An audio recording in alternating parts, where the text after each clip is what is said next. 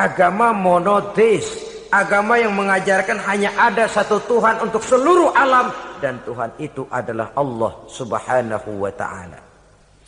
Sebab itu syahadat orang Yahudi bunyinya begini: Shema Yisrael Yahweh Elohenu Yahweh Echad. Ini syahadatnya orang Yahudi. Itu perbedaan bahasa Suryani Ibrani dengan bahasa Arab. Kita Isma itu bahasa Arab, dia Shema. Isma, Shema. Shema Yisrael Yahweh Elohenu Yahweh Echad. Ahad Echad.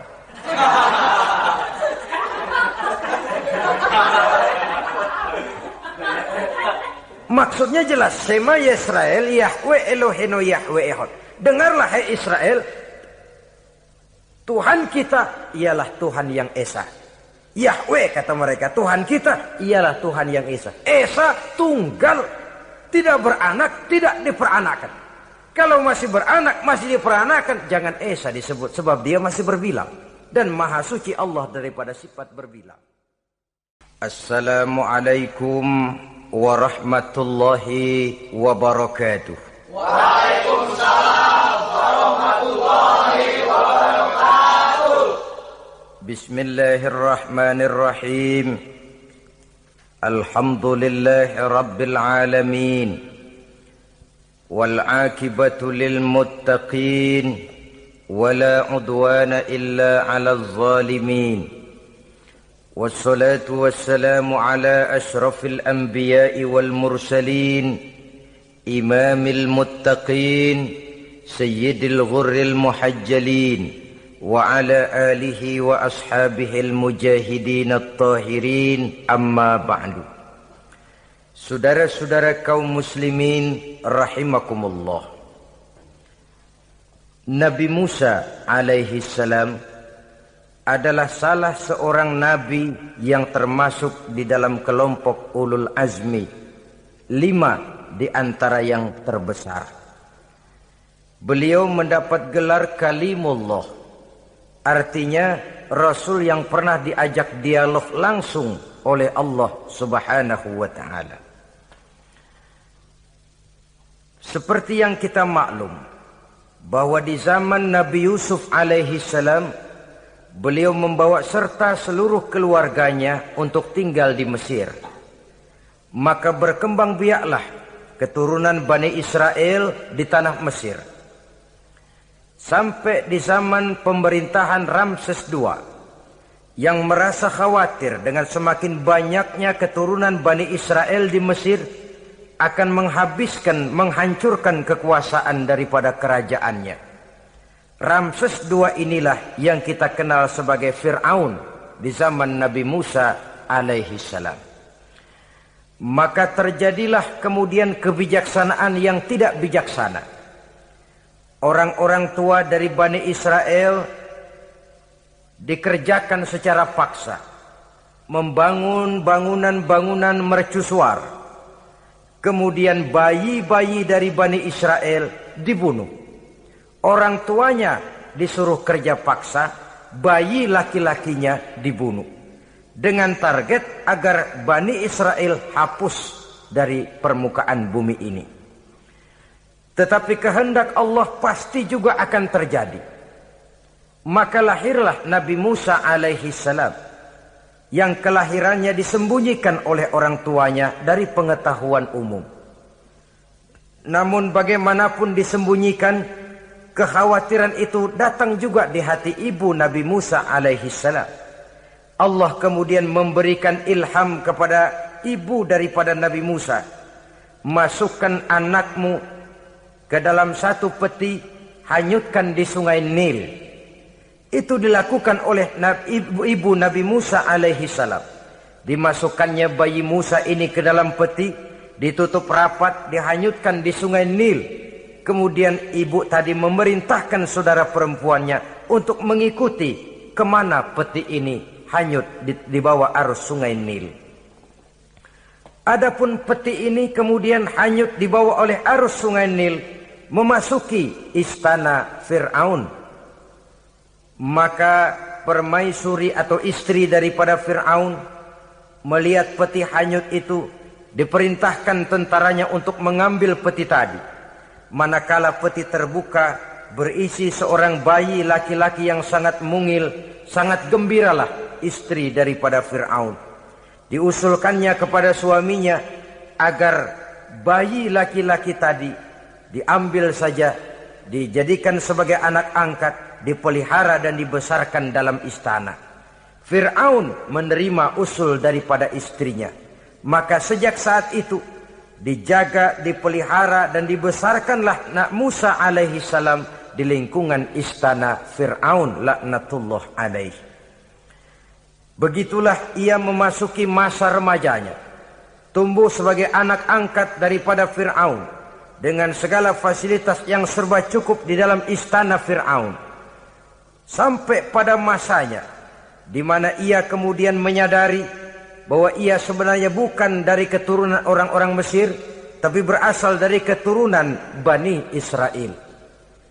Sehingga satu hari ketika ia keluar dari istana, ia bertemu dengan orang yang sedang bertengkar.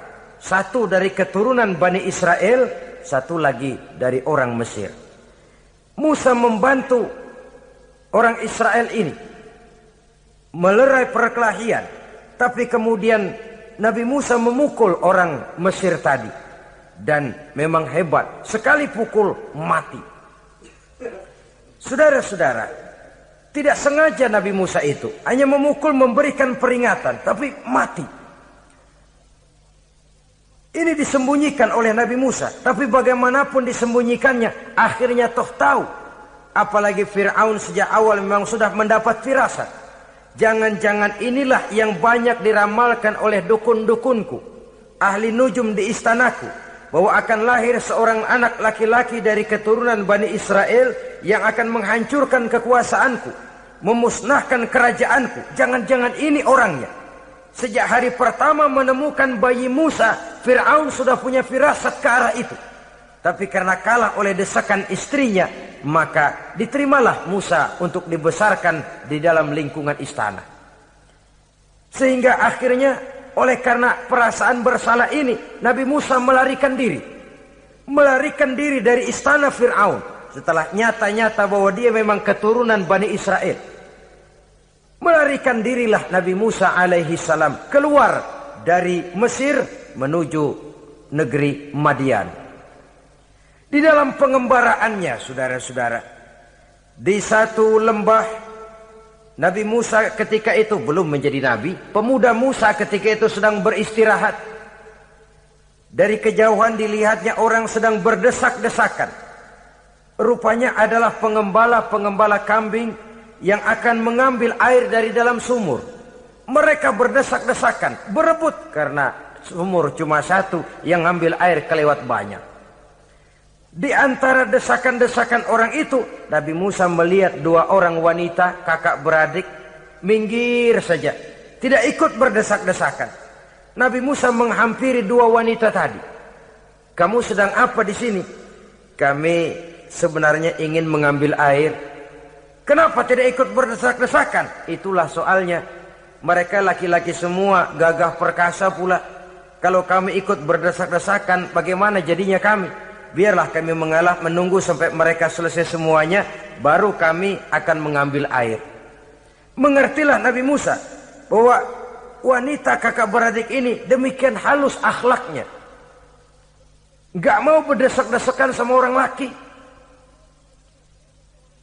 Budi pekertinya sedemikian luhur. Tungguin aja dah, ntar juga beres. Kalau semua udah kan pada minggir, kita gak pakai berdesak-desakan. Saudara hadirin, menyadari kodrat kewanitaannya.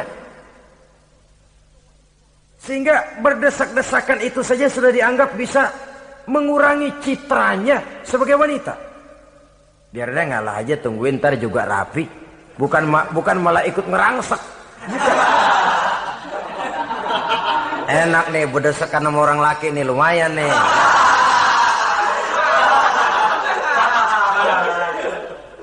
Sepintas itu saja sudah cukup bagi Nabi Musa, pemuda Musa, untuk menilai akhlak daripada wanita itu tadi.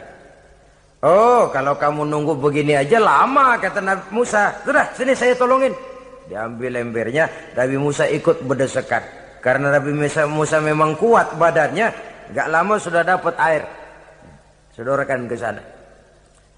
Si wanita segera tahu bahwa pemuda ini begitu baik budi pekertinya. Mau menolong orang yang dalam kesusahan. Akhirnya, bagaimana kalau kamu ikut saja ke rumah saya?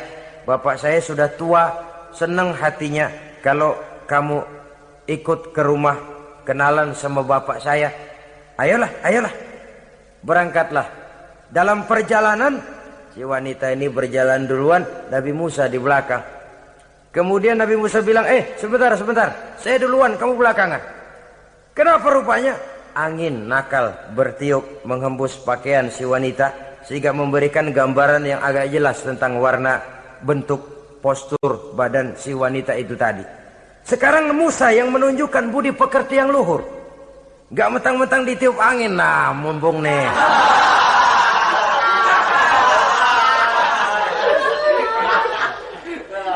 Rezeki nih, kapan lagi nyari yang begini ya? Jadi dua-duanya sudah menunjukkan satu akhlak yang sangat luhur. Dan manakala sampai di rumah si wanita kakak beradik tadi, diceritakanlah halnya bahwa dia ditolong oleh seorang pemuda. Inilah orangnya. Sangat bersukacitalah hati orang tua kedua wanita itu tadi.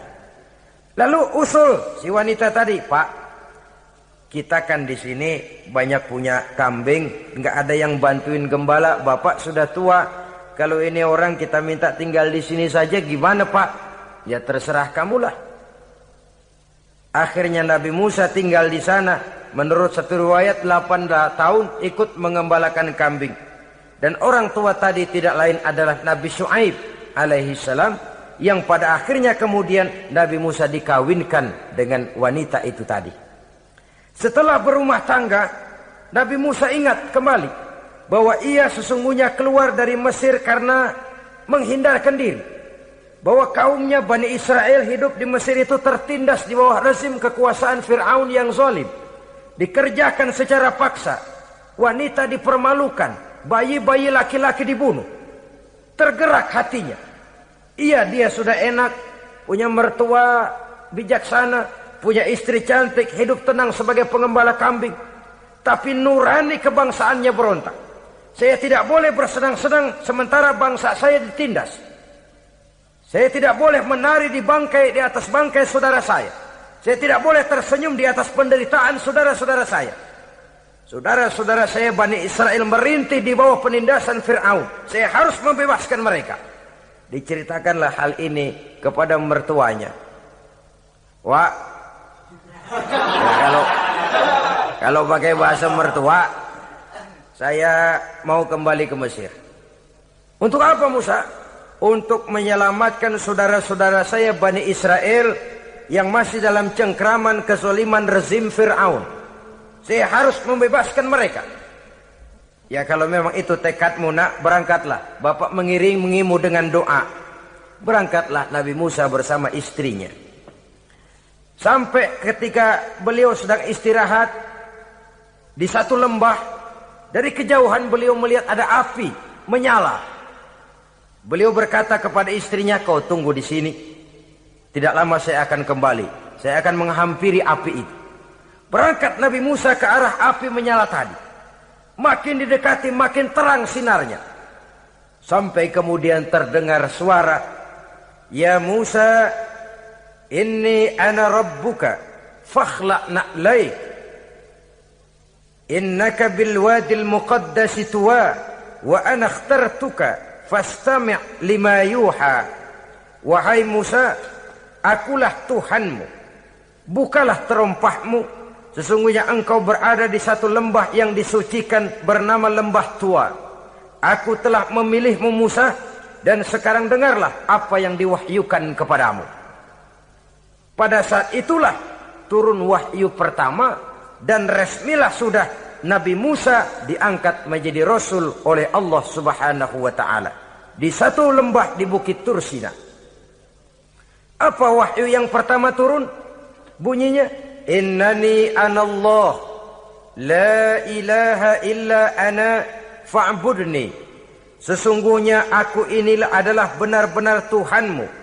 Tidak ada Allah selain daripada aku. Maka hendaklah engkau hanya beribadah menyembah kepada aku. Ini umum, saudara. Semua Rasul yang diutus Allah, inilah ajaran prinsipnya. Anallah, la ilaha illa ana. Akulah Allah Tuhanmu. Tidak ada Tuhan lain selain Allah. Semua Rasul membawa ajaran ini. Oleh sebab itu, bukan hanya sekadar percaya kepada Tuhan saja yang penting. Sudahlah, pokoknya kan percaya kepada Tuhan. Iya, Tuhan yang mana?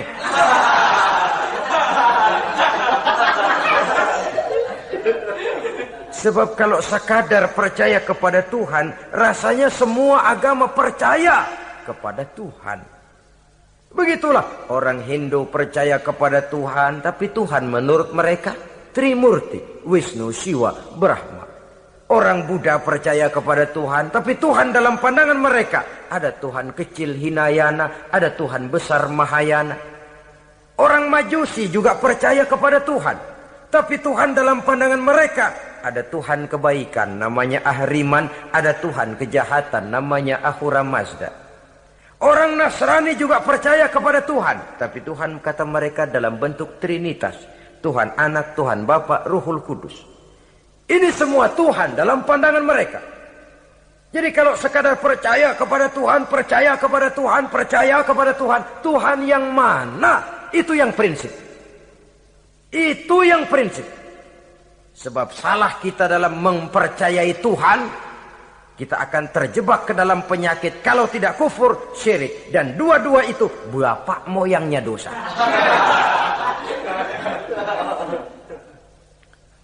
Sebab itu Islam menyelamatkan kita masyarakat manusia. Ya ayyuhan nasu ubudu rabbakumul ladzi khalaqakum. Hai manusia, Tuhanmu yang perlu kamu sembah itu hanyalah Tuhan yang telah menciptakan kamu.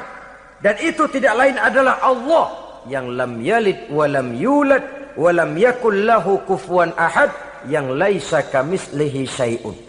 Ia tidak beranak, ia tidak diperanakkan, dan ia tidak bisa diserupakan dengan apapun. Dialah Allah itu. Begitu wahyu yang diberikan kepada Adam, kepada Nuh, kepada Ibrahim, kepada Yusuf, bahkan kepada Musa alaihi salam. Innani anallah, la ilaha illa ana, fa'budni. Akulah Allah, Tuhanmu. Tidak ada Tuhan lain selain daripada aku Allah. Maka kepadakulah kamu hanya menyembah.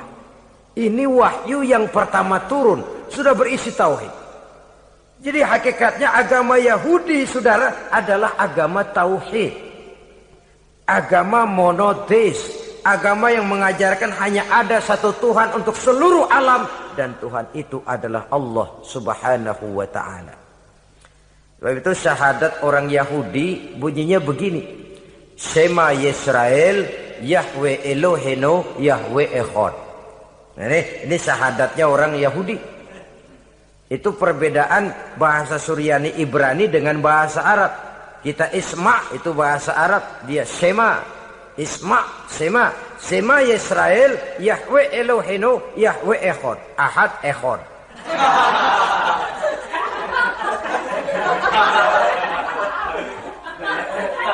Maksudnya jelas. Sema Yisrael, Yahweh Elohenu, Yahweh Echad. Dengarlah hai Israel, Tuhan kita ialah Tuhan yang Esa. Yahweh kata mereka, Tuhan kita ialah Tuhan yang Esa. Esa tunggal. Tidak beranak, tidak diperanakkan. Kalau masih beranak, masih diperanakkan, jangan Esa disebut. Sebab dia masih berbilang. Dan maha suci Allah daripada sifat berbilang. Jadi asas dari seluruh misi yang dibawa oleh Rasul yang 25 itu sama. Tauhid inti ajarannya. Setelah tauhid, wa aqimis sholata li zikri, dan dirikanlah solat untuk mengingat aku. Jadi solat pun diwajibkan kepada Nabi Musa. Cuma teknisnya yang berbeda. Bagaimana solat di zaman Nabi Musa, bagaimana solat di zaman Nabi Sulaiman, bagaimana solat di zaman Nabi Muhammad. Prinsipnya sama, solat. Teknisnya yang berbeda. Di zaman Nabi Sulaiman, konon solat itu tidak pakai ruku, tidak pakai sujud, diri saja. Makanya Nabi Sulaiman itu menurut riwayat meninggalnya dalam posisi berdiri. Artinya apa? Dalam keadaan sholat beliau itu. Bukan diri ngejedek kayak kita nungguin bus, bukan.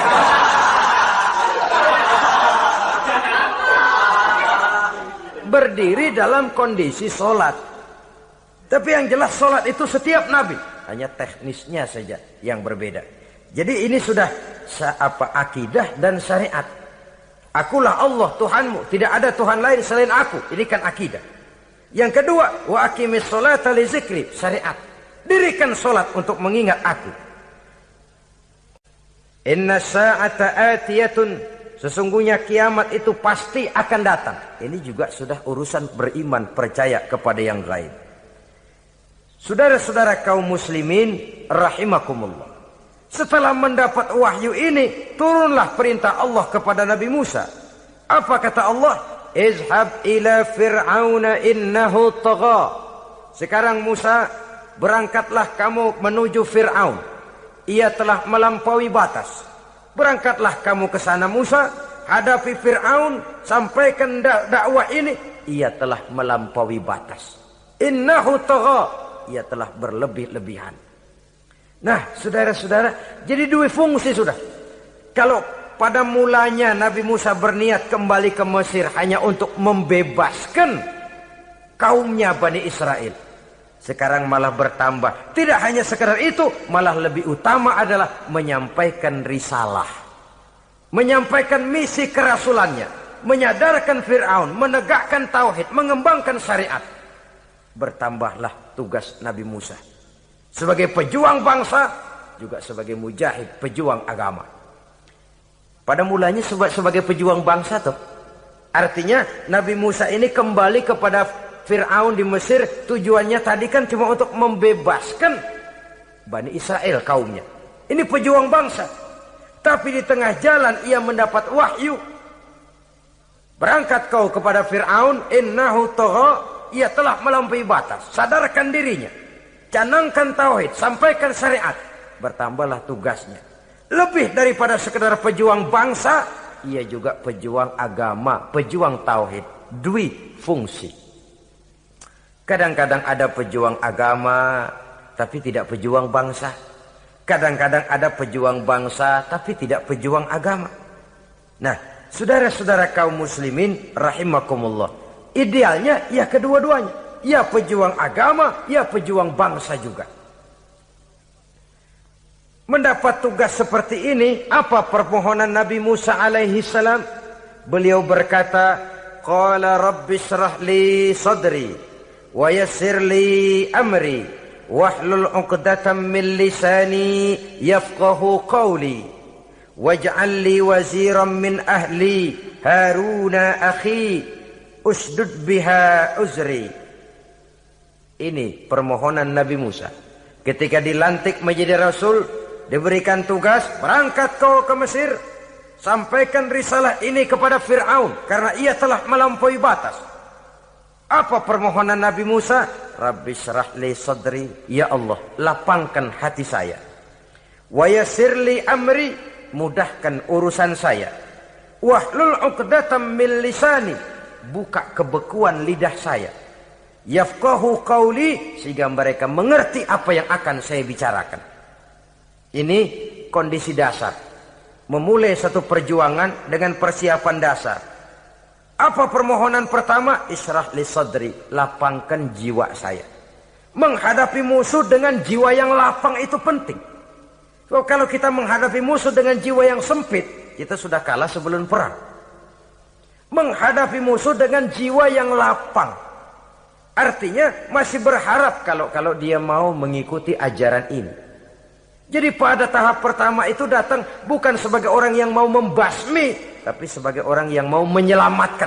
Ini perlu jiwa yang lapang. Sebab dakwah Nabi Musa itu kan pertama menyadarkan Fir'aun dulu. Nanti akan kita lihat setelah disadarkan dengan kata-kata, tidak kena juga dengan bukti berupa mukjizat. Masih bandel juga. Musa mohon supaya dikirim bencana. Masih nggak mempan juga, habis deh urusan. Jadi ada tahapan sesuai dengan kemungkinan Fir'aun bisa menerima. Sama juga bayi. Bayi itu kan kalau baru lahir ke dunia, brol, kasih susu emaknya dulu. Gedean dikit, bubur. Gedean lagi, nasi uleg dah. Udah gede betul, nasi. Udah gede banget, jengkol jijelin.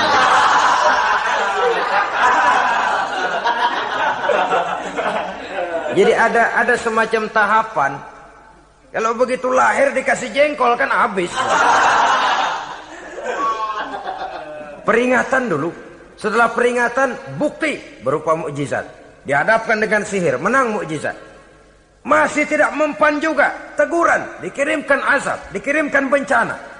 Masih tidak mempan juga, sudah ditenggelamkan oleh Allah di Lautan Merah. Itu akan kita ceritakan kemudian nanti.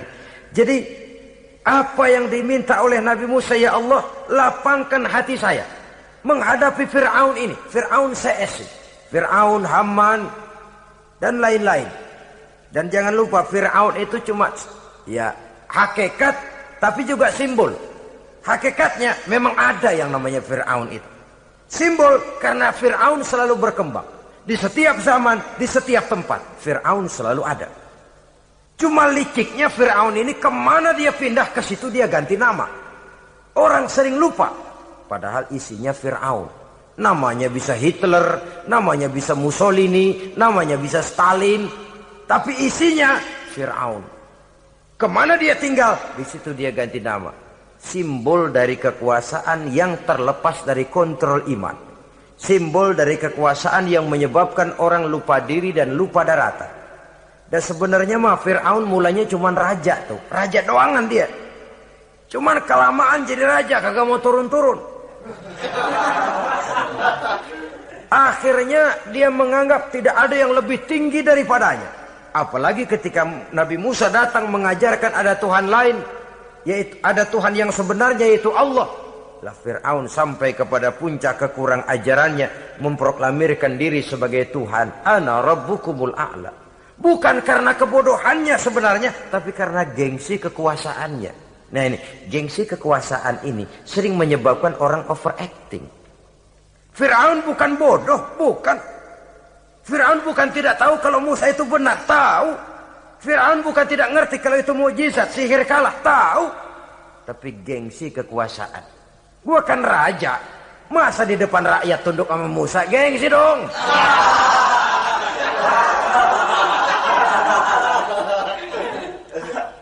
Cobalah lihat, gengsi kekuasaan sering membuat orang mau menginjak-injak kebenaran. Mau membohongi hati nuraninya sendiri. Mau membohongi kolbinya, hatinya. Padahal itu sudah, orang kalau sudah hatinya sendiri dibohongin, apalagi orang lain, sudah manusia paling kejam itu. Cuma karena gengsi kekuasaan saja. Gengsi kekuasaan kadang menganggap remeh kecil Nabi Musa. Kadang merasa besar di depan rakyatnya, tiba-tiba harus tunduk kepada dakwah Musa. Ntar dulu, ada apa sama Musa? Dia kanyut, gue yang ngangkat. Iya toh, peristiwa di Sungai Nil itu. Karena aku yang nyelamatin, aku yang besarkan dia di istanaku. Gengsi kekuasaan sering menyebabkan orang overacting. Bukan karena kebodohannya, dia tahu itu benar. Tapi dia berat untuk mengikutinya. Kenapa? Gengsi kekuasaan. Terima kasih dan mohon maaf. Wassalamualaikum warahmatullahi wabarakatuh.